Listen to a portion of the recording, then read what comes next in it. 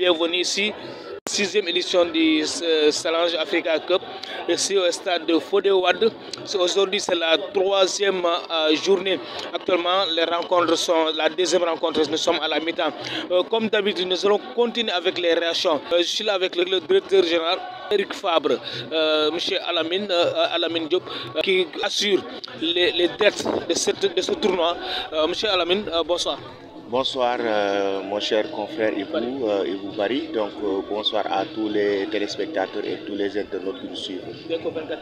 Voilà, donc c'est un plaisir donc, de parler au micro de Eco24 TV.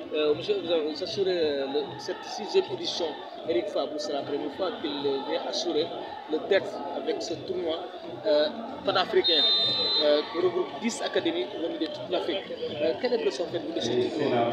Bon, je dirais que c'est la deuxième fois parce que l'année dernière aussi on avait couvert l'ensemble des matchs de ce tournoi. Donc Africa Challenge Cup 2025. Donc cette année c'est la sixième édition.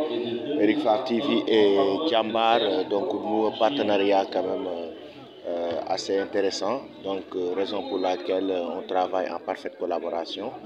Maintenant cette sixième édition, Eric Fabre TV, il faut d'abord rappeler que c'est un groupe de presse, de médias qui a quand même qui regroupe trois entités différentes, donc Lutte TV, Eric Fabre TV et BP Actu qui est une chaîne généraliste.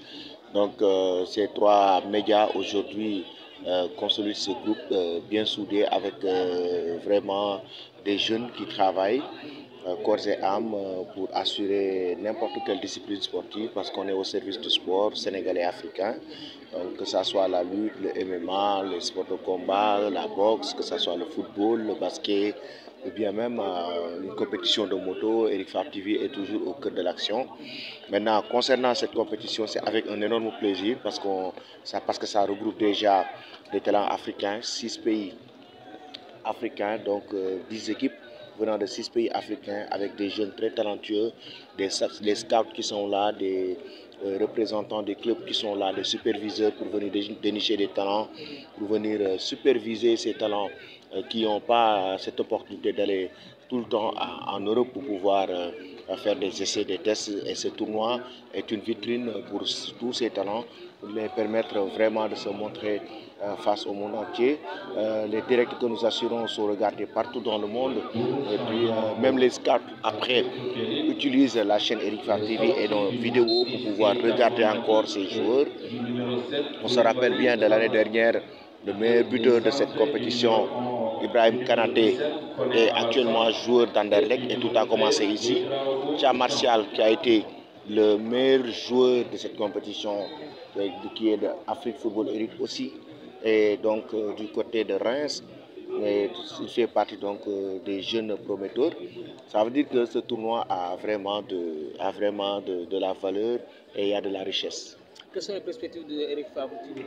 La chaîne Eric Fabre TV est toujours là, donc toujours présent pour nous au rendez-vous, donc que ça soit toutes les disciplines. C'est une chaîne sportive qui vraiment est au service du sport, mais en même temps aussi qui s'élargit par moments avec d'autres dans d'autres domaines comme la culture et autres. Donc c'est une chaîne vraiment qui est actuellement en train de faire son petit bonhomme de chemin. Et là, si vous voyez bien, tous les matchs sont en direct, assurés, avec une bonne réalisation. Vous avez vu au niveau de la régie que c'est une équipe de jeunes très dynamique, de jeunes qui ont l'habitude de réaliser des compétitions sportives. La lutte est plus difficile à réaliser. Il y a le MMA. Donc le football aussi fait partie de notre créneau. Donc aujourd'hui, si Jambar nous fait confiance pour pouvoir assurer la réalisation des matchs, c'est parce que derrière, il y a un travail qui se fait. Après le tournoi de Jambar, ça passera pour cap au championnat national? Normalement, et puis sans compter les autres compétitions des autres domaines, que ce soit la boxe, le basket, surtout aussi, que ce soit aussi les sports de combat dans sa globalité. Et puis, sans oublier qu'il y a aussi le groupe Eric Fabre Nation MMA qui organise ses combats de MMA. Donc récemment en Côte d'Ivoire, et puis il y aura une compétition qui aura lieu en Guinée en novembre. Donc Eric Favre TV est toujours là pour pouvoir assurer vraiment de bons directs et pouvoir aussi satisfaire les Sénégalais et les Africains.